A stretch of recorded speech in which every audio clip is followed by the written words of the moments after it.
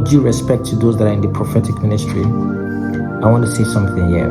And most times people have gone into a lot of troubles based on, a prophet told me this, a pastor told me this, this and this and this. That's why any minister of the gospel that works on the gift of the Spirit and is not well grounded in scriptures will give rise to a lot of doctrinal errors.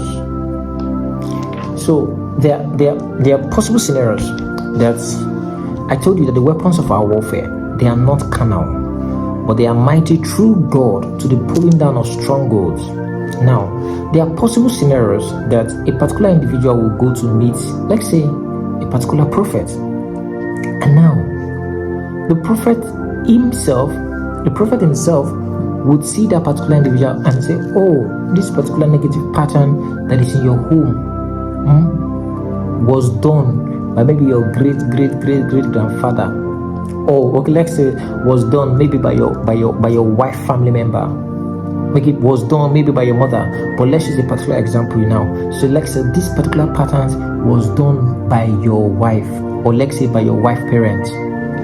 Now you yourself, you are going to ask the prophet, what is the solution? The prophet might now tell you one of the solutions to all of this is either you kill your wife parents if they are alive, but if they are not alive, it's just best you divorce your wife, or you won't kill your wife, because it came from her parents and then got to the woman, and then it's already within you guys' family. So that is what the prophet will tell you, because based on what the prophet can see, and the truth is, what the prophet saw might not be wrong. No, it might not be wrong. The prophet might be correct. Yeah, it might be correct. It might be the lady's father that initiated that negative pattern. He might be correct. But you don't fight a spiritual battle with a physical weapon. You don't fight a spiritual battle with your senses, with your physical senses. Fight spiritual battle spiritually.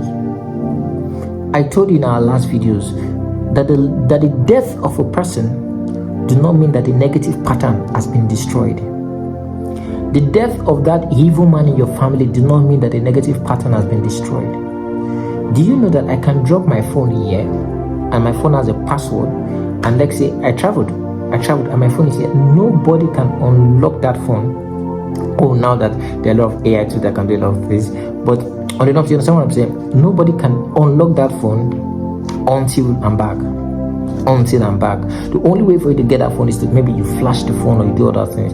No, you can't. As long as you want to enter a passcode, you can't enter any passcode, because I'm the one that knows the passcode and I need to be present for you to enter that phone. That is the same way with negative patterns. So the fact that the man is dead do not mean that the patterns is dead. No, the pattern still continues. These are programming, they still continues.